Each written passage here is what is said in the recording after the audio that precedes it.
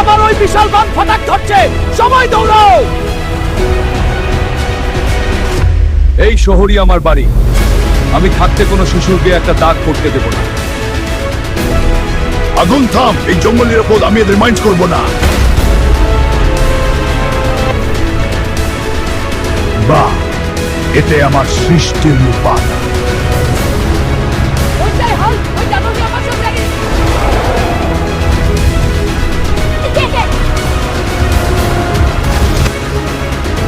আমি কিছুই করিনি, তবু সবাই আমাকে ঘৃণা করছে। ওর আগুন থামাতে হলে আমাকে বরফের মতো ঠান্ডা করতে হবে। আজ এই শহর বাঁচবেই, আগুন হোক বা বরফ, আমি কিছু হব না।